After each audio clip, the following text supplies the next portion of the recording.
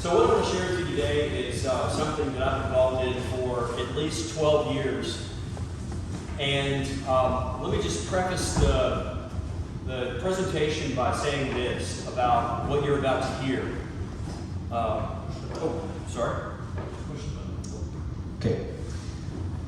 Yeah, so I want to preface the presentation by basically saying this about what you're about to hear, which is going to be somewhat controversial to some, might not be to others. So I'm going to preface it by saying this. This is my experience with this particular project. All I can tell you is what I have experienced and what my views are. I can't tell you what to believe, what not to believe. But let me just say that I'm an archaeologist. I'm trained as an archaeologist, and archaeologists deal with artifacts. We don't deal with conjecture. We don't deal with theories. We deal with artifacts. Archaeology is a study of the past through artifacts. So people can have all kinds of ideas of what they think might happen or whatever, but we deal with what do you actually find in the ground. What do we actually find in the ground? Hard evidence. And so as an archaeologist, but also as a Christian, I'm interested in this particular artifact or this potential artifact. We don't really know what it is. So let me start from the beginning and share with you my experience of what you're about to hear. What I'm going to talk about today is Mount Ararat as an archaeological site. You know where this is probably going already. Mount Ararat as an archaeological site. Let's begin at the very beginning. I just want to again just tell you my story. So today's really, I'm just telling you my story, and what I want to do is I want to bring you up to date on the latest research archaeologically and scientifically on Mount Ararat as an archaeological site. And I've been involved in this for at least 12 years or so. In 2010, the Chinese released a documentary, a Chinese ministry in Hong Kong called NAMI. That NAMI stands for Noah's Ark Ministries International. And in 2010, they released video footage that they claimed they took on Mount Ararat in a giant wooden structure that is buried in the ice high on the mountain. So, I was at the time living in Charlotte, North Carolina. I was teaching seminary. I taught Old Testament, I taught apologetics, and I taught biblical archaeology. And the president of the seminary at the time texted me or called me. I can't remember if he texted or called. And he said, Ted, there's this event on Thursday night, and I want you to go with me and attend this event. And there's going to be, there were about 3 or 4 seminary presidents, there were museum directors, there were archaeologists from the University of North Carolina that were there in attendance. There were probably about right at around 20 people or so. This was a closed-door meeting, and we were shown footage by the Chinese. In fact, the Chinese who had been to the site had raw footage, video footage, unedited, that they showed us on the site. And what the Chinese said was that we have been taken to the site on Mount Ararat. We went there initially to film a documentary on the local legends of Noah's Ark and the flood. That's really why they went. They went to film, and they were approached by a particular individual who said that he had a site that he wanted to share with them, that they needed to get someone who could climb to a very high elevation with a camera so that he could take them to this site.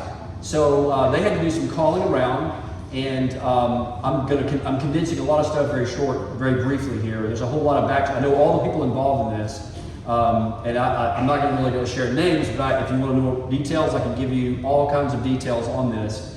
But in any case, they called Hong Kong and made some phone calls, and they got one guy, I will tell you, because it's public knowledge. His name, I'm not making this up, his name was Panda Lee.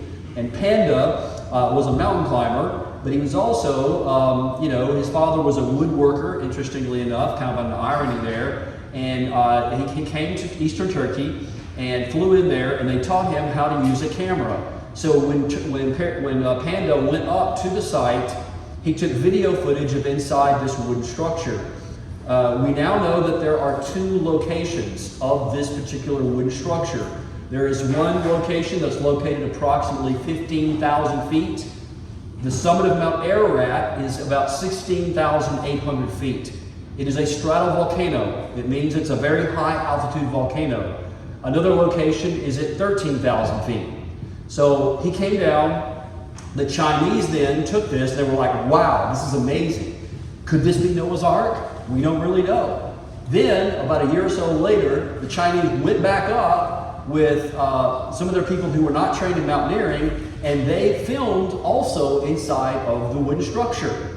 And then they made a documentary on it. And I was actually in the documentary. They came back to Charlotte and they said, we want to know your opinion on this. What do you think about this? And I was like, well, you can see the video. I think it's called The Days of Noah Apocalypse or some kind of funny name for it. I don't know if it's still available. It used to be available on Amazon Prime. But anyway, what I said in the documentary was that as an archaeologist, we really, unless having not been to the site, we really can't say anything scientific about it because it could be anything. We don't know what it is. I mean, and we don't even know, I mean, not to say we don't trust you, but we don't trust you. It's like, we don't know where this came from and until we can get independent confirmation that this was actually filmed on this high elevation, we can't, I mean, but I will say this, if this in fact was filmed at 15,000 feet in a giant wooden structure, that would be very interesting archaeologically. We want to go check this out. So when we were at the museum with the footage, that is exactly what the Chinese said. They were making a call and a plea for American scholars to please come look at this. Come check this out. We don't know what it is. We think it's Noah's Ark, but we don't know. We're not trained archaeologists. So they said, would you please get a team to come up to study this? Because we're not, again, we're filmmakers. We're not really archaeologists. We don't know science, we don't know scholarship, but you guys know the stuff. It has taken 12 years to put together a team. We cannot get anybody. I've been involved in this back and forth with different individuals. We've called universities, we've called people. And let me back up and say this. When this broke in the American media, a very well-known American archaeologist, Dr. Randall Price, who is a very well-known evangelical archaeologist who teaches at Liberty University. And I don't know him super personally well. I think I've met him once. He was at a meeting I was in Texas last year. And again, there's nothing personal about this, but Randall Price came out in the media on many American evangelicals, and he said that the site is a fake site, that the wood was planted up there by local villagers. And that's kind of how it got, and it just sort of just went to a dead end, and no American scholars really followed up on it, except our team was working behind the scenes to go, you know what?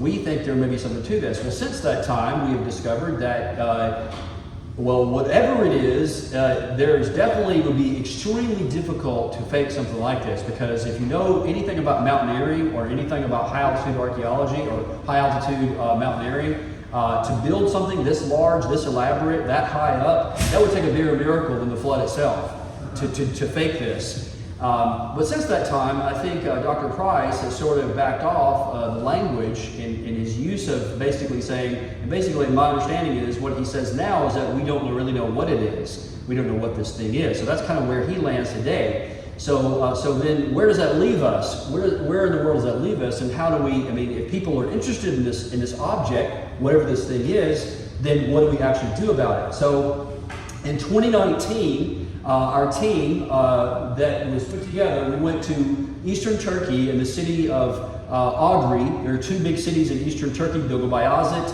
and a city called Agri, and at this university called Ibrahim Çiçek University. And this was the 5th International Symposium on Mount Ararat and Noah's Ark. Now, that title is sort of a little bit of a misnomer because it's, even though it's sort of, it's just really sort of an archaeological conference in eastern Turkey that has the name Noah's Ark in it. And it's really, most of the scholars are talking about other things like Urartu culture, Kurdish culture, eastern Turkey, things like that. And there may be a couple of scholars who might present on Noah's Ark. But we were there to work with our Turkish colleagues to try to put together, we have an American team now that has American archaeologists and scientists that are part of this. And a couple of them, I will point out, I think it's okay to mention their names. One standing beside me, right there, is Dr. Stephen Fawn. of the University of Holy Land Studies, or University, I think it's, is it UHL? I think it's UHL, University of Holy Land Studies in Jerusalem. He was one of the translators of the Dead Sea Scrolls. He's a paleographer. Some of his doctoral students are actually going to be on the team. And then to his right is Dr. Randy Yonker, who teaches archaeology at Andrews University in Michigan. And Randy has a couple of his students as well. Randy was actually at the symposium that we just held 2 weeks ago. And on the right is a French archaeologist and another colleague that we have. In 2019, we also, this is our core team. Not everyone was pictured here, but we were trying to establish a connection with the Turkish universities, because if you want to do real scientific work in Turkey, you have to actually have permission with the Turkish authorities. And so we have been working to build this relationship with the Turkish authorities to actually go look at this site. Regardless of what you think this is, and regardless of whether or not you think Mount Ararat, well, that can't be the place, we at least want to go check it out. Wouldn't you want to go check this thing out? I mean, if you have a big wooden structure on a 17,000 foot mountain, that would be worth checking out, regardless of what you believe about it. So we've been trying to, and all of our team feels the same way. But when you start eliminating what it could be, you're like, I'm not sure what else it could be. You don't normally find buildings at 15,000 feet. You don't find anything at 15,000 feet. I mean, that's in the Alpine zone. So this is our team initially, and there in 2019 we were there to set up meetings, and then most recently I took this photograph just about 3 weeks ago. That's Mount Ararat as it stands today, Agri-Dai. And when you can't see it to the right in the clouds hidden is another mountain called Lesser Ararat. Lesser Ararat is about 12,000 feet. And so it's a twin peak situation. It is a stratovolcano. And there is a north-facing side and then the southern-facing side. And this mountain has a lot of oral and written testimony, eyewitness testimony of people having been to a site high on the mountain of a giant wooden structure. And this has been documented in multiple books. I think one of the best ones, it's written on a popular level, but it's got some really good documentation in it. It's by Dr. John Morris, who was the son of the late Dr. Henry Morris, who founded the Institute for Creation Research. And he is a geologist. And there's a lot of really good eyewitness accounts of people. One of the most interesting ones is Ferdinand Navarre, who actually brought back wood from the slopes, and then some other eyewitness accounts of this thing. So it's worth checking out historically and archaeologically. And this was just taken just a few weeks ago. This is the May 2022 symposium right there at the base of Mount Ararat. It was an international symposium. And I'll tell you that the purpose of this symposium was really to continue to build this relationship with the Turkish authorities from our American team that I'm a part of, to get permission to partner with a university in Turkey and the Turkish government to get to go up on the site to actually check it out. And that's kind of a panoramic view. There's Mount Ararat there to the left, and this is the parking lot of the area. That road there's a road right there that goes into Iran, and so that's Mount Ararat right there. Lesser Ararat is just about that location. So my presentation and what I did was in the symposium. The symposium was really for the Turkish authorities to basically, why should they be willing to go up and check the site out? And so my presentation was this right here. It's what I call alpine archaeology, and towards a research methodology, because one doesn't exist. There's not a research methodology for doing archaeology on a high mountain. So what in the world is alpine archaeology? What is it? Well, it's a term I have coined to describe researching or analyzing any artifact or artifacts which are discovered above the tree line. Now, the numbers fluctuate. It's about 10,000 feet, although there have been in our artifacts and archaeological sites that are in higher elevations, such as in South America, in the Inca and the Maya, they're 12,000 feet. When I say alpine, I'm talking about a glaciated alpine peak. When you get above 10 to 12 or 13,000 feet, you don't find artifacts. And so in my presentation, this is the famous Darupanir site, which I've been to. We were there, and in fact, the people that I was with, I didn't really want to because it had been raining that day, and I had kind of gotten cleaned up. And they were like, come on, let's walk down to it. It's probably about a 20-minute hike to get down to it. And I was like, okay, I'll go. And just got muddy. It's just a muddy mess, and it's a geological formation. But many people look at this, oh, this is the site of Noah's Ark, and there's multiple problems with this. Number one, it's a geological formation that's been shown to be proven. There's other formations just like this in the area. In fact, people will say, it's kind of hard to see this picture here, but let me go back. But in the walls, there's like a little. In fact, it's shaped like a boat, like a canoe, and that's not the description of the ark in the Old Testament. The ark, it doesn't have a bow like a ship. It was a rectangle. In fact, years ago when Henry Morris and did some studies with ICR, they actually made a scale model of the ark, and they put it in a tank where they test Navy ships. And they said the ark was one of the most hydrodynamically stable vessels ever constructed. The thing could withstand tidal wave type action. And why was the ark designed that way? Because it was going to survive a great flood. You know, this thing does not, it's approximately about 450 feet long, but it's pointed on the end, and it wasn't a boat, because when you have a boat, it rocks back and forth, and it can capsize. In fact, some of the best designed racing sailboats, they have this hull, and they're weighted on the bottom, but they will roll over. But when you have an ark that is in a rectangular form, it's very, very stable. And so this thing doesn't fit, and there's lots of problems with it, but I did have that up there because I've been to it. So let me just very briefly kind of go over what I want to share with you guys, what I shared with the Turkish authorities when we were there in Turkey about 2 weeks ago. And so what is a tell? This is archaeology 101, and what I hoped to do in my presentation to the Turkish authorities was basically to not necessarily bring up the Bible, the Quran, or anything like that. I just wanted to show them how unique this site is in all archaeology. There's nothing else like it, because archaeologists are trained how to excavate tells. They're trained how to excavate in these different layers of tells. That's how I was trained. In fact, if you get a degree in archaeology and you go study archaeology, you're going to get a degree in tell stratigraphy. And so basically, a tell is a cross-section of a city that has been built up over time. It's an artificial mound.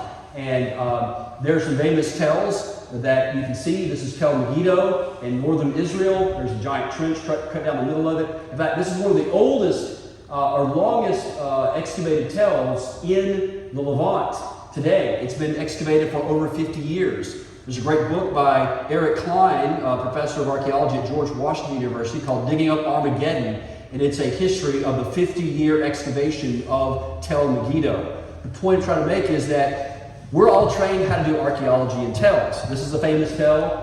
And one of the most interesting people to bring archaeology into the scientific realm was this guy here, William Matthew Flinders Petrie, who actually utilized pottery for dating the different layers of the tell. So whenever we find a different strata in the archaeological layers, we can date that strata by the pottery. And interestingly, he learned this from this guy right here, Heinrich Schliemann. Heinrich Schliemann was a German, and he was actually a businessman slash amateur archaeologist, sort of like some of you guys, but you're geologists and paleontologists, you're businessmen, and you come from different backgrounds, but you're interested in the subject. But Heinrich Schliemann, really the secret to Schliemann was not himself, it was Frank Calvert. Frank Calvert was an American who was digging in Turkey, and they believed that the stories of the Iliad and the Odyssey were actually true, that there was actually a historical basis to the story of the Trojan War. And what they discovered is that there actually is a kernel of truth to this. And so when he was digging in Turkey, they found a Bronze Age site they called Troy 6. And so Frank Calvert and Schliemann were using pottery to date the different layers of Troy. So Petrie was actually trained early on, sort of in an amateur way, but in Egyptology, and then he went over and he took that learning how to use pottery to date sites, and he took that over to Israel at a site called Tel El Hesi. And so that's why many scholars believe that William Petrie was really the father of modern-day biblical archaeology, scientific biblical archaeology. It wasn't Albright, it was Petrie. Petrie was the guy to bring archaeology into the scientific realm.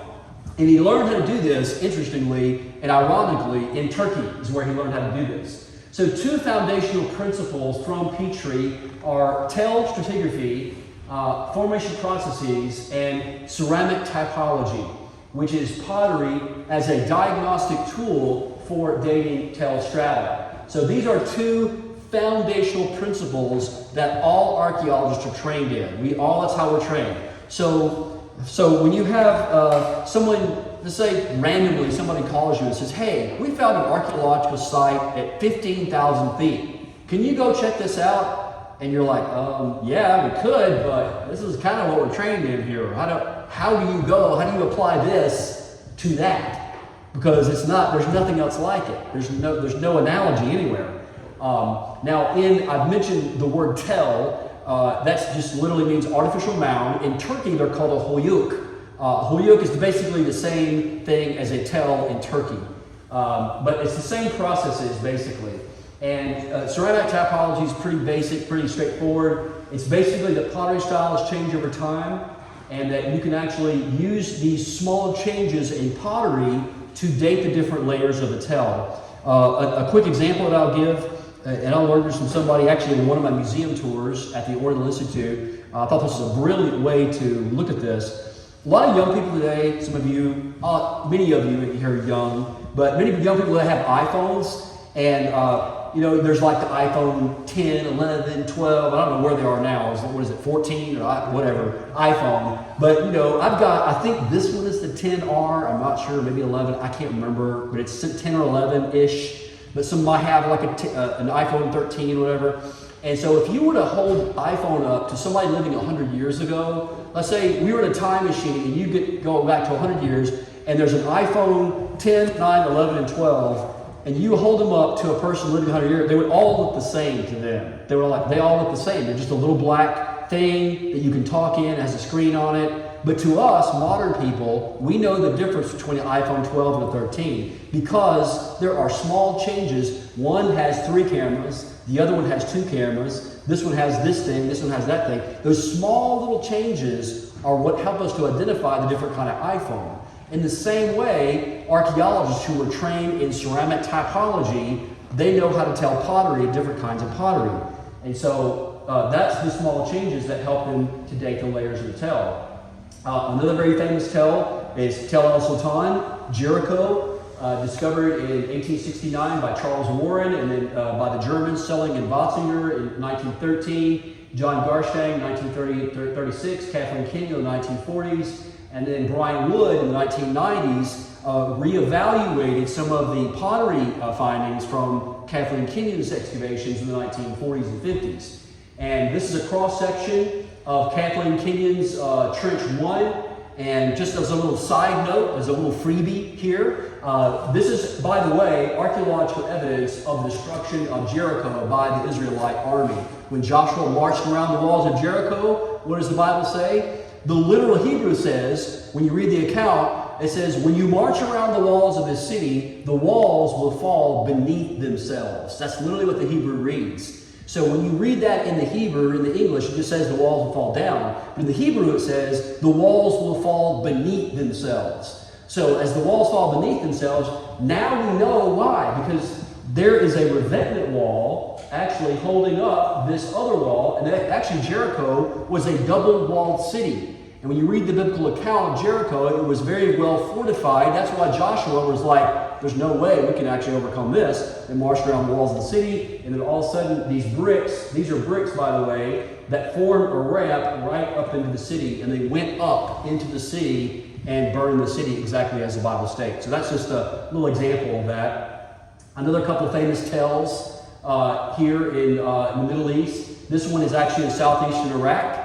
Someone mentioned earlier the Tower of Babel. I take a little bit of a different view as the location. My understanding from the archaeology and the archaeological historical evidence is that the Tower of Babel is in Eridu, which is the earliest city in the world post-flood. In fact, the foundations of Eridu were built on virgin sand, and the Sumerian inscriptions of the people of Eridu basically says that the founders of the city were descendants of the Great Flood. And in the earliest layers of Eridu, at Foundation 1 at Eridu, there is found an incomplete ziggurat, a base of a ziggurat, a base of a tower. And get this now, before the tower was completed, the entire site was abandoned, was just completely abandoned. And they were baffled. Not only was it abandoned, but the material culture that's found around that, known as diagnostic artifacts, they spread out. They go north, south, east, and west. And this is a known archaeological thing called the Lake Uruk expansion. Secular scholars have no explanation for it. They just call it a migration. But we know that it was the Tower of Babel. If you've seen the documentary, Is Genesis History, one of my friends and colleagues, Dr. Douglas Petrovich, who is an Egyptologist and an archaeologist and a paleographer, has a whole section on this with Del Tackett in the video Is Genesis History. And I agree with Doug on this. I think that's the best explanation for this. But this is the oldest city in the world. Yes? So where is this located? Southeastern Iraq. Southeastern Iraq. It's built on virgin sand, Eridu. In fact, it's called Kish, K-I-S-H. There are about 7 or 8 Babels in Babylon in the Sumerian literature, but only one is the oldest, and it's Eridu. And only one has an incomplete ziggurat that was abandoned for several hundred years, and it wasn't completed until the time of Ur-Nammu in the Ur-3 period, during the time of Abraham. So basically you have an incomplete ziggurat that becomes abandoned, and then about several hundred years later, this king named Ur-Nammu comes and rebuilds and builds on top of it, and then he goes to Babylon and builds in Tamanaki, which most people say, oh, that's the Tower of Babel. That's much too late. The Tower of Babel is right after the flood, so this is the earliest layers of this. Now, I have a friend of mine, and he makes me sick because about 4 years ago, he went there. And his name is Dr. Matt Glassman. He teaches at Yale University, and what he's holding in his hand is a brick from the Ur-3 period just laying on the surface. This brick dates to the time of Abraham. I mean, this is the patriarchal period, and it's lying on the surface. It is a very, very dangerous area, not just from a weather standpoint, but also from a political standpoint. They had to have armed guards with them everywhere because there's ISIS operating in the area, and they were in the middle of a sandstorm. Another very famous tell is Tel Balata. I have a point in all this. You're saying, well, I thought we were talking about Mount Ararat. We are, but I'm trying to make a point here. Tel Balata, which is a very famous site in Old Testament and New Testament history, known as Shechem, ancient Shechem. It's the ancient city of Shechem. And we talked about that yesterday. We were talking about Mount Ebal and Mount Gerizim. Well, that is the site of Shechem. It's the ancestral home of Jacob. And it's where Jesus spoke with the woman at the well right outside the city of Shechem at Jacob's well there at Shechem. It's a famous tell. Another famous tell is Tel Lachish. Excavations began in 1932 by J.L. Starkey. It's well attested in the biblical record, also in the historical record, and the Assyrian records as well. The biblical record tells us in about the 8th century BC, under the time of Hezekiah, and even earlier actually later, excuse me, Hezekiah, it happened in Hezekiah's day, and it also happened in Nebuchadnezzar's day as well. Lachish was sacked twice by the Assyrians, or once by the Assyrians, and a second time by the Babylonians. And this is, it's very well attested in all the archaeological material. Another type of site, besides the tell that we are trained how to work in Israel and the Middle East, is called a kerbet. It's an Arabic word which means a ruin. So a kerbet is not quite like a tell because you don't have the depositional buildup over time. You don't have like a big, large mound. What you have is the ruins kind of sticking out of the surface. And this is Kerbet El Makader. Again, I mentioned this yesterday. This is biblical site of Ai, and it's in a ruin. And so we talked about that. This is some of the maps of Ai and what that looks like when we excavate at Ai. I found an interesting article here by Professor William Deaver, retired from the University of Arizona.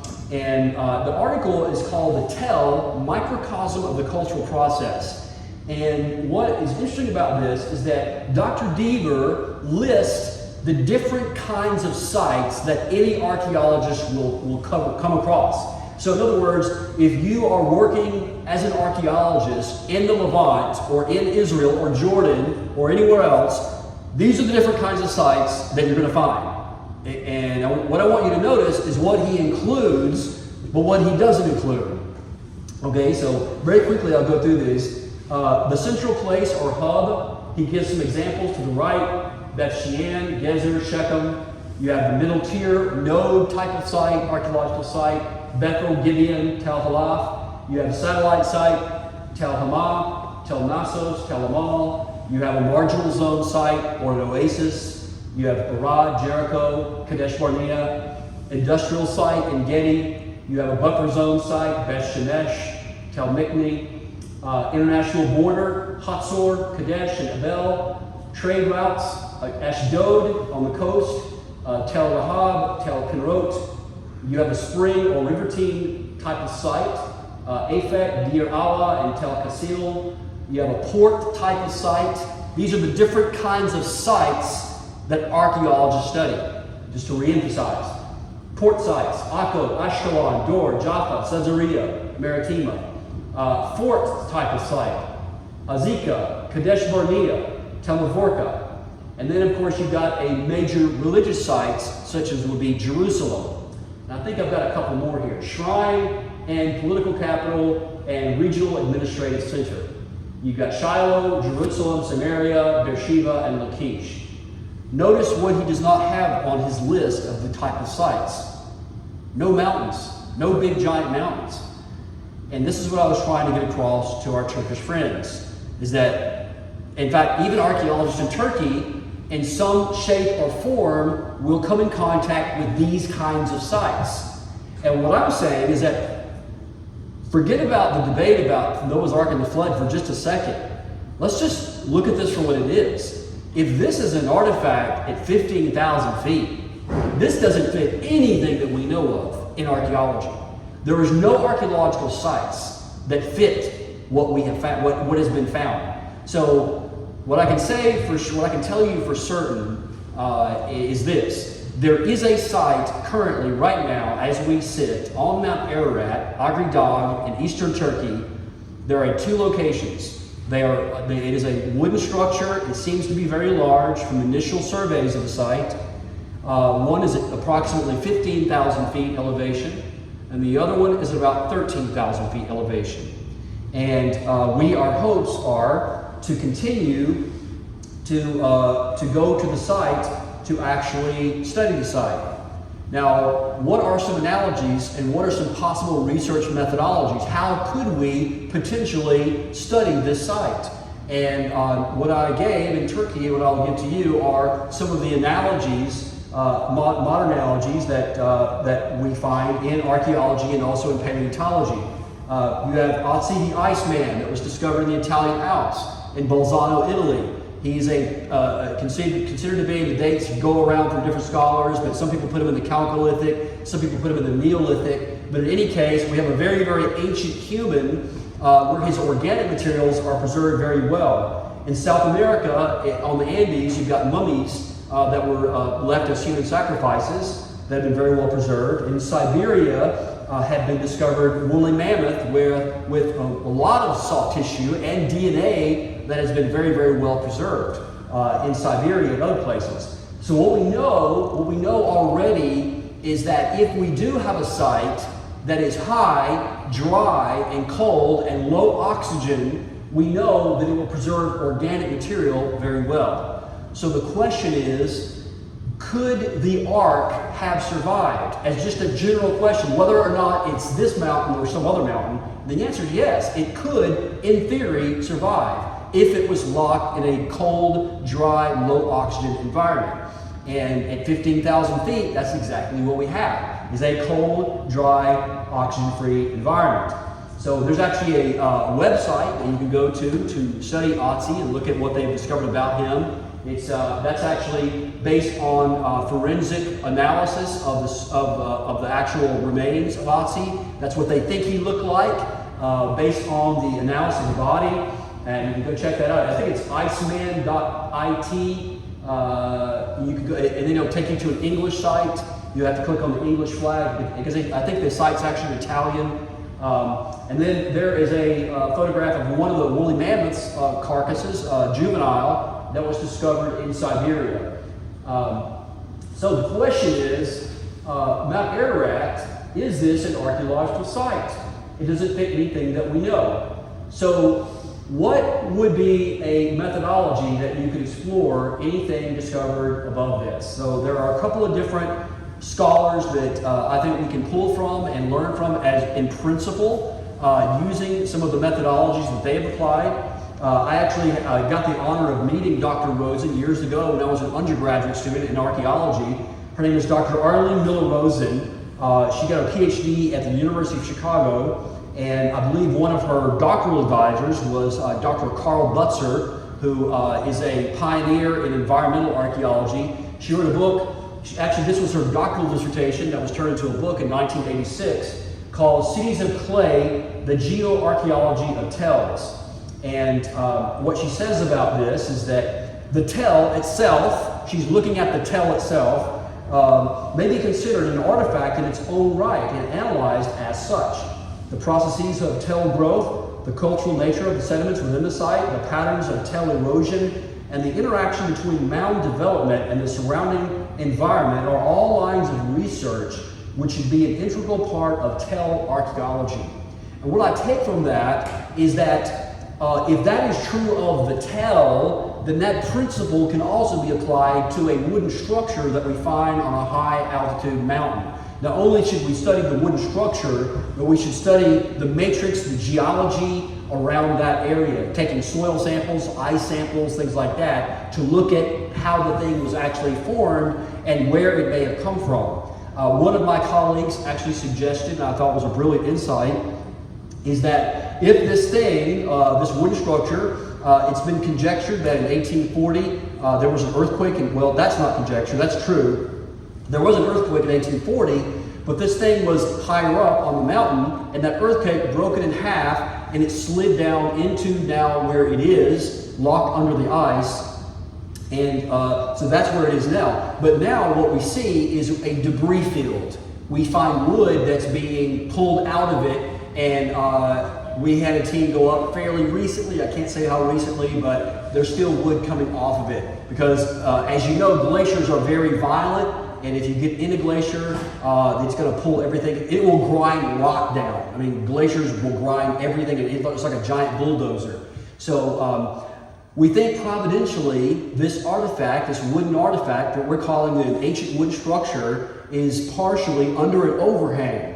So it's been protected, and the ice is still pushing up over the top of it, but periodically the ice will open up and you can now enter into the structure. And yes, that's what I said. You can actually enter into the structure, and there are different compartments and there are different rooms.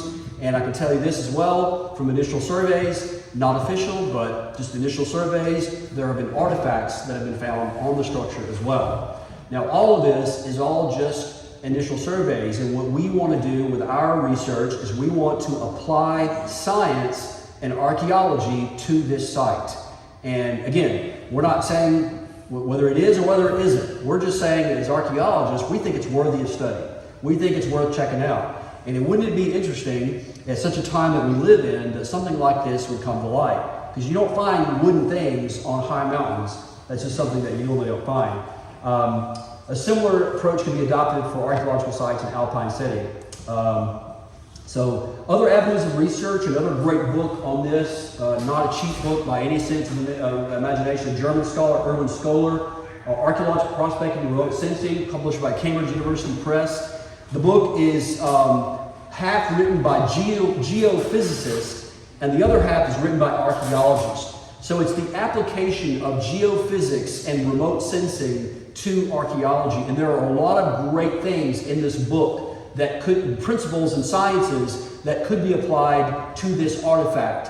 One of the questions is, because of the very dangerous nature of where it's lodged in, it's in a very precarious zone on the mountain. So we'll have to, and I'm a mountaineer too. That's part of the reason how I got on the team is I'm an archaeologist, but I'm also a mountain climber. And so we have to rappel to get down, to put a harness on, a helmet and a light, and you have to rappel to get down into the thing. Once you get in it, then you can move around and you can see walls, you can see floors, you can see structure, things like that. And there are little areas that are opened up. You can get a light, flash it down, and it goes way down. But what we don't know is how far down does it go? Does it go this way? Does it go that way? Because it's all embedded in ice. Some of it's heavily damaged, as it can be imagined. So if you've seen some of the things that I've seen, some of the photographs, things that I've seen, you will know this could not have been planted by people, at least faked as a hoax. There's something there. It's very ancient. It's been up there for a long time, and it's been tumbling around on the ice and the rock for many, many years. And one of the things we're going to do on it is obviously we're going to test the wood as well to see how old the wood is and other types of questions. So this book surveys multiple non-destructive methods for detecting and mapping archaeological remains, including low-level aerial photography, such as drones or small aircraft. That's very difficult to do on Mount Ararat because it is a military zone. Literally, there are military installations around that area. To the north is Armenia, to the south is Syria, and right there on the border is Iran. So it is a very sensitive area. In fact, earlier this year, I have a drone. And I asked one of my colleagues, can I bring my drone, at least take just a few? He said, well, you can bring your drone, but if you want to spend a night in Turkish prison, then I was like, nope, that's okay, I won't bring it. So, that's one possibility. Magnetic, thermal, electric, and electromagnetic geophysical prospecting. That's the easiest way to explain this. These are sort of more high-tech versions of ground-penetrating radar. You've heard of GPR, ground-penetrating radar, that shoots a signal down to the ground, you see. So when you're up there, you don't want to break anything loose and get buried in this thing and become part of the archaeological site. So you want to use some methods that are going to keep you alive at least, so you can go study it some more. So I will stop there and see if you guys have any questions. I know that we're going to have a Q&A, but I got a few minutes left, right? Okay. Yes. Why cannot things be taken on the satellite of that place? Is it the overhang that you cannot see the wood that's Right. If you were to take correct. That's a great question. So today, if you were to get on a satellite image, if you go to Google Maps and look at Mount Ararat today and zoom in, you won't be able to see it because it's under the ice. It's under the ice. Correct. Under the ice. It's under the glacier, partially buried. There have been a couple of occasions where part of it is actually sticking out, but you've got to know where to look. And I can't say where to look. I'm not allowed. Yes? The wood samples that Ferdinand Navarro brought down, do you know where those are at by chance? That's a great question. Do I know where they're? I do not know. I have a friend and a colleague who does know. He has done a paper on that, interestingly. I will say this, I think I can say this. Some of the wood that was taken, again, it's hard to say. This is off the record, and I know this is recorded, but off the record scientifically because it's technically not. Some of the wood was initially tested, and the species came back. Guess what it was? Bald cypress, which is actually a tree that grows in swamps, and it's very resistant to rot and water erosion. But it was bald cypress. Whether or not that was part of the structure, we're not sure. Again, it's hard to confirm because it's what we call, in archaeology, it's called an unprovenanced artifact. And so what I would say, here's where I would say where we are in the search for this wooden structure, whatever this is, here's where we are. The analogy would be, when the Dead Sea Scrolls were discovered in 1948, they were not discovered by archaeologists. You guys know who they were discovered by? Amateurs, by Bedouins. The Bedouins found these caves in the Qumran area. This boy named Muhammad El-D, a local Bedouin shepherd, threw a stone up into a cave 1. He heard some breaking pottery, climbed up there, and he actually found where the Isaiah scroll. And interestingly about that, I think his uncle and him, they had a relative in, where was it? I think it was in Amman, Jordan, who was a shoe cobbler. And he needed a lot of leather. So these things were parchment. They were going to take them and sell them to his uncle to turn into shoes. And somebody said, no, wait a minute, don't sell them. And they were eventually bought by a guy named Eleazar Sukenik, who was the father of the Israeli archaeologist Yigael Yadin. And so there was an initial couple of years or so when the Dead Sea Scrolls were discovered, in which there was sort of a rumor, and we know that these artifacts came out of the Dead Sea, but archaeologists were not able to go and check these out. So we're at that. There's rumors of this thing on Mount Ararat, and we're like the archaeologists trying to get to Qumran to actually go to the caves to see. And that's what happened, is that eventually they did go and they discovered multiple caves in the Qumran region and multiple other scrolls, and then now it's verified. So that's what we're doing now. We're in that stage where we want to go and do and apply the science to the site to see if there's anything to it. And we're open to what, I mean, it could be, maybe it's a Byzantine monastery, maybe it's a building, we don't know, but it just seems really odd. We have no other analogies of monasteries built that high up. Now there is a monastery that was built in, I think it was on Mount Kudi, which is also in Turkey. And it was rumored that the monastery was made out of wood from Noah's Ark, and there's some interesting other sites on that. But again, it could have been a commemorative site. We know that in the 4th and 3rd century, during the time of Constantine the Great and St. Helena, his mother, that was a time of great pilgrimage. In fact, that's when Christian pilgrimage began in the Holy Land, was with St. Helena, Constantine's mother. She was the one to visit the sites in Jerusalem and also in Israel and build churches over that. In fact, the Church of the Holy Sepulchre she didn't identify it. She actually went to the Patriarch of Jerusalem, who also knew local people, and they said, this is the site where they believe Jesus rose from the dead. So it was at that time that many holy sites were, and it could be that this was a site maybe in the 3rd or 4th century, because it is in Turkey, and Constantinople, of course, was the most important city at that time. So there was rumors that even that Hagia Sophia, the doors of Hagia Sophia were actually covered by wood from Noah's Ark. Maybe, possibly, they actually had somebody up there. Who knows? There's no way. I'm honestly a little skeptical of that, but as an archaeologist, again, we want hard artifacts. We want evidence to back it up. So, yeah, that's a great question. Yes? I understand how well you explained how the Ark could have been preserved with the ice and the altitude and the cold and all that kind of stuff. But when they stepped off the Ark, there wasn't ice and cold and all that stuff. So what happened between when they got off and how it got frozen? Why didn't it rot between then and then? That's a great question, and that's one of the questions we'll be exploring. One of the things I think we have, one of the great things we have with our team is we have a multidisciplinary team. We have geologists that are also involved and people who are involved in the really hard sciences. And it's sort of conjectured that the mountain at the time of the landing was not as high as it is today. And it was a little bit lower. It's still high, but not as high.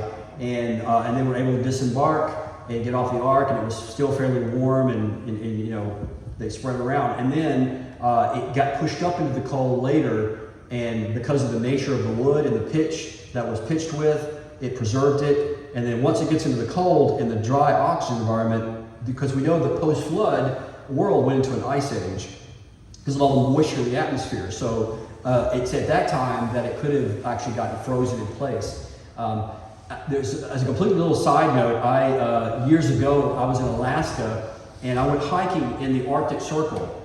Who goes hiking in the Arctic? I do. But I went hiking the Arctic Circle, and I just found the Arctic fascinating. I was really reading a lot about the Ice Age, and I wanted to go experience the Arctic Circle for myself. So I went to my backpack, and oddly enough, I went in June and flew into Anchorage, and then Fairbanks, and then drove in a Jeep Cherokee all the way up the Dalton Highway through the Arctic Circle into the gates of the Arctic National Wildlife Refuge.